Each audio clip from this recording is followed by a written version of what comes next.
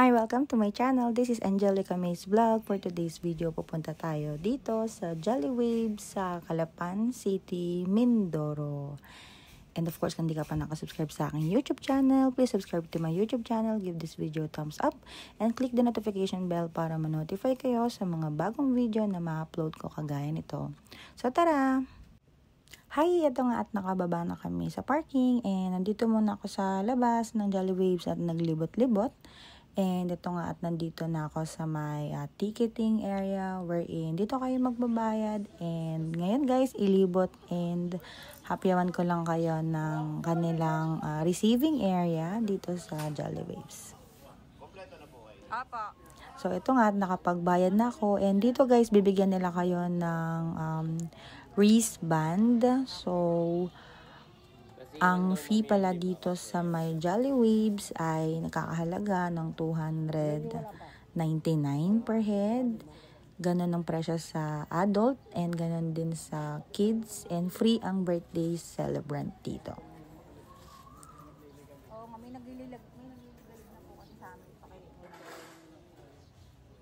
So make sure na bibilangin ninyo yung sukli na maiaabot sa inyo.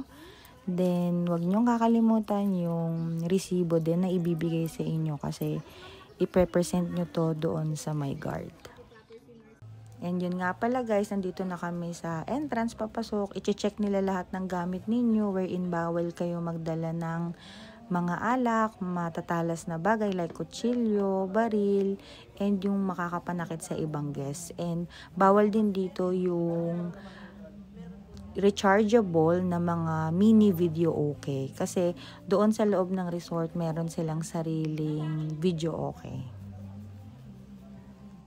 Make sure din na kukunin nyo tong claim tag ninyo para di nyo makalimutan ang inyong mga gamit. So tara, pasok na tayo. Ito nga pala yung aking husband and yung aking father-in-law. Sila yung magpapasok ng mga gamit. And huwag kayong mag-alala kasi safe naman yung mga gamit na may iwan nyo. Ayan yung aming claim tag. And tara, let's go na! So nakapasok na tayo, na-surprise ako kasi sobrang linis. And as you can see, medyo maganda yung panahon and malaki yung Jolly Waves na kayang mag-accommodate ng 1,000 to 2,000 people, okay? Then, ayan yung slide nila. Kaso, nung nag-visit kami, close yung slide na yan kasi under maintenance siya. So, ito, lilibot ko muna kayo. Then, nandito na kami sa aming cottage na ni-rent. So, ito yung isa sa malaki na cottage nila worth 1,000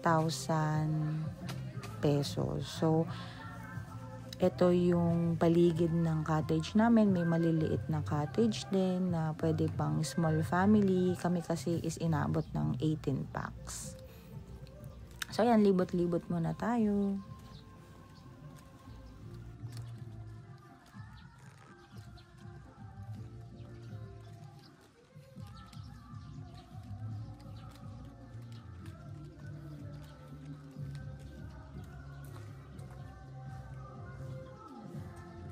Yun guys, ako nga ay naglibot-libot muna dito and nadaanan ko na yung grilling station nila. So, itong grilling station guys is meron kayo dito per cottage and included na dito yung kutsilyo kasi hindi kayo pwedeng magpasok ng kutsilyo dito. So, ito yung area pwede kayong maghugas and maghiwa ng mga kakainin ninyo. Ito yung grilling stations ng mga cottage. And dito sa side na to, ito nga yung under maintenance na slide nila. Tapos yung isa sa malaki na cottage. And ito na nga yung lulutuin namin dito sa grilling station, yung inasal na chicken na binabad overnight. And ito yung way papuntang CR. Actually, malapit siya sa grilling station.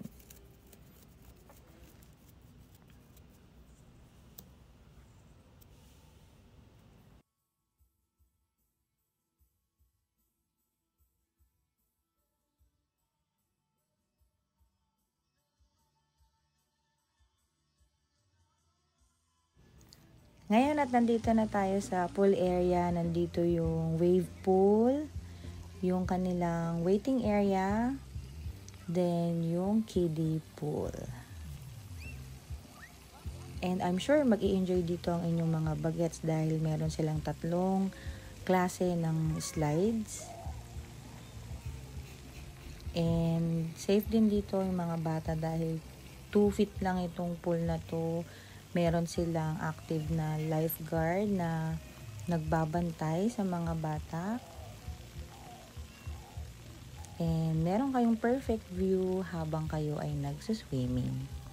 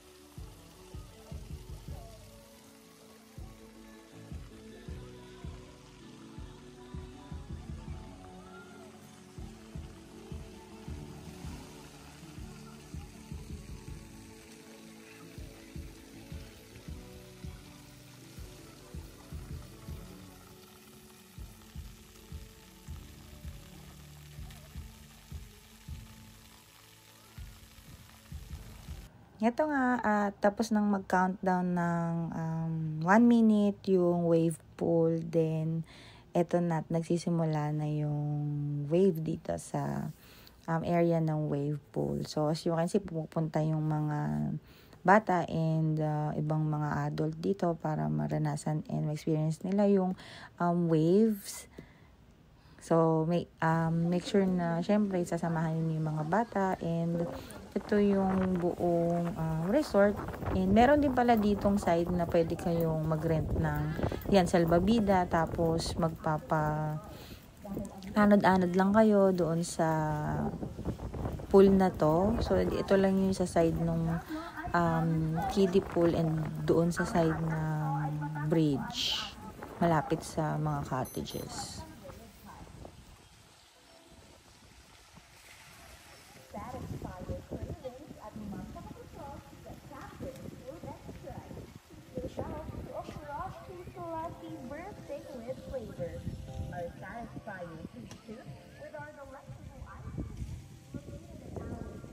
Ito naman yung bar area nila located sa gitna ng resort. Then ito nga dumami na yung mga tao and ito yung mag-aama ko na sobrang enjoy sa waves.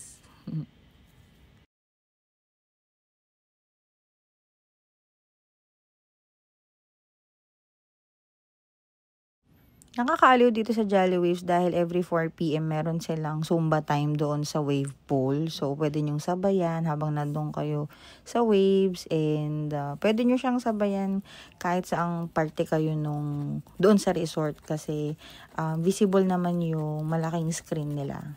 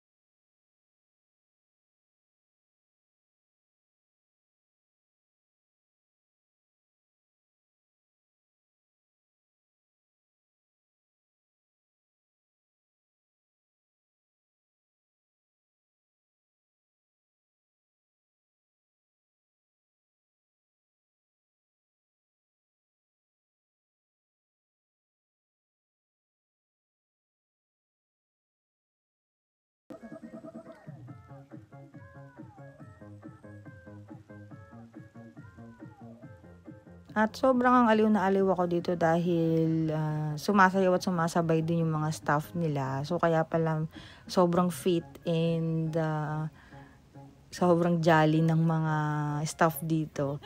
Dahil meron silang mga pasumba and meron din silang mga pag-games dito. So ayan, ang gagaling sumayaw ng mga staff nila, 'di ba?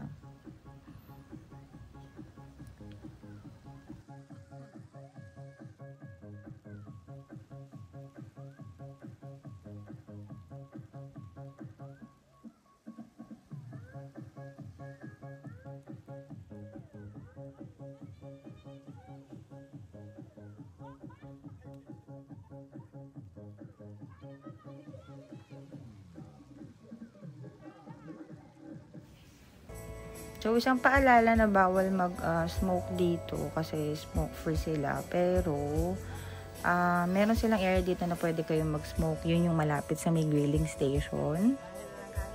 Basta dito sa may area ng pool, bawal dito manigarilyo kahit babe. Bawal, okay?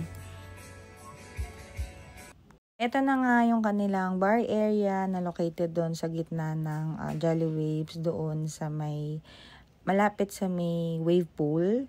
So, pwede na kayong kumanta dito. And yung bayad dito sa kada kanta is 20 pesos. So, dito pwede nyo nang ilabas yung talent ninyo.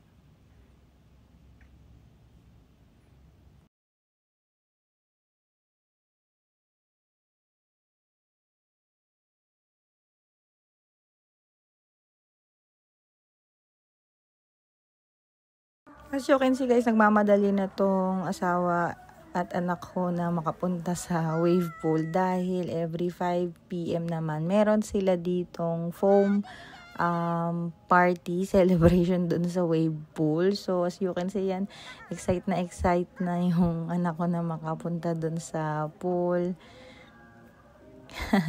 And nandoon na rin at nagkumpol-kumpol yung ibang guests sa resort. So, sobrang enjoy dito guys kasi maraming activity. Like, meron nga silang pasumba, may pag-game sila every 3 p.m. 4 p.m. is Zumba, 5 p.m. is yung kanilang foam party. Then, every hour is meron silang waves. Okay?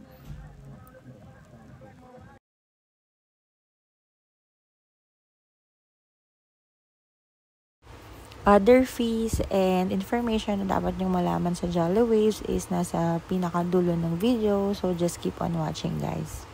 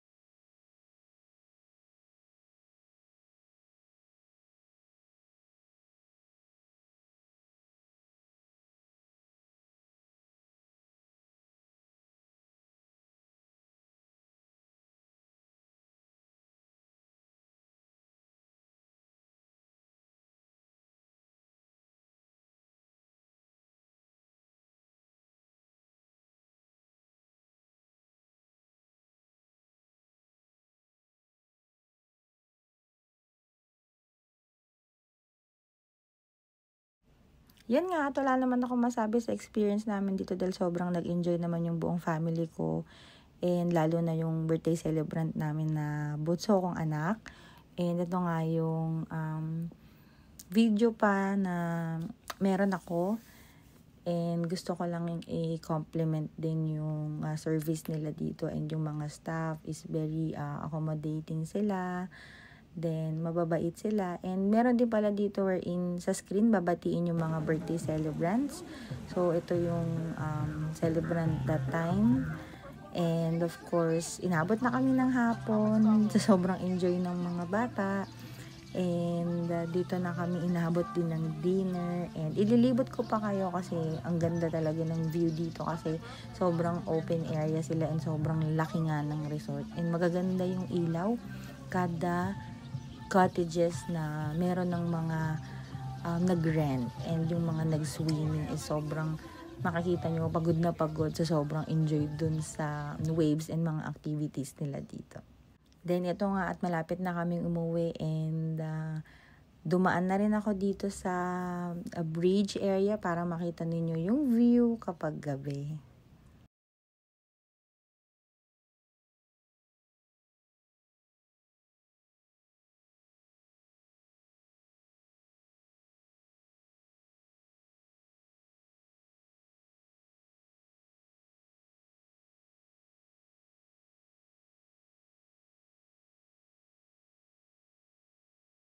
Thank you at umabot ka sa dulo ng video na ito. And if you find this video interesting, please subscribe to my YouTube channel, give this video a thumbs up, and click the notification bell para ma-notify kayo sa mga bagong video na ma-upload ko kagaya nito.